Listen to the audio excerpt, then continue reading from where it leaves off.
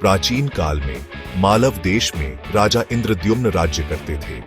वे एक प्रतापी और न्यायप्रिय राजा थे, पर सबसे बढ़कर वे भगवान विष्णु के अनन्य भक्त थे। हर दिन वे पूजा अर्चना करते और भगवान का ध्यान करते।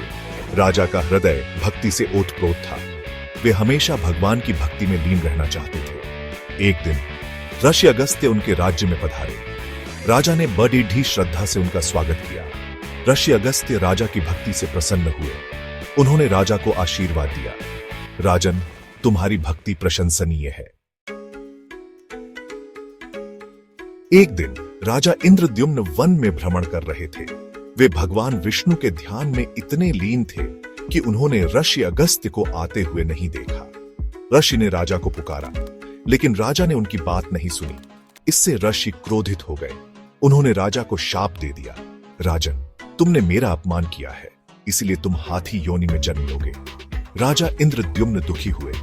उन्होंने ऋषि से क्षमा याचना की। ऋषि ने कहा, जब तुम भगवान विष्णु का स्मरण करोगे तब तुम्हें मुक्ति मिलेगी। समय बीतता गया। राजा इंद्रद्युम्न ने एक शक्तिशाली हाथी के रूप में जन्म लिया। उसका नाम गजेंद्र था।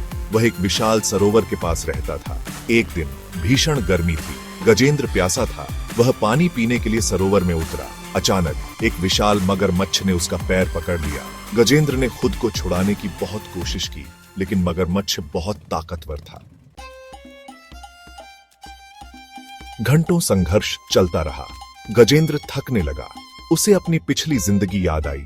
उसने भगवान विष्णु को पुकारा, हे प्रभु, मुझे इस संकट से बचा लो। भगवान विष्णु ने गजेंद्र की प्रार्थना सुनी। वे अपने वाहन गरुड़ पर सवार होकर तुरंत वहां पहुंचे।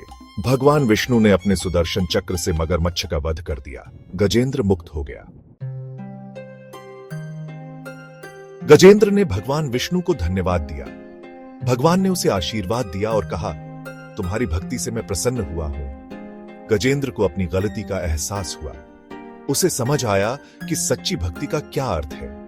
यह कहानी हमें याद दिलाती है कि सच्ची भक्ति ही सबसे बड़ी शक्ति है।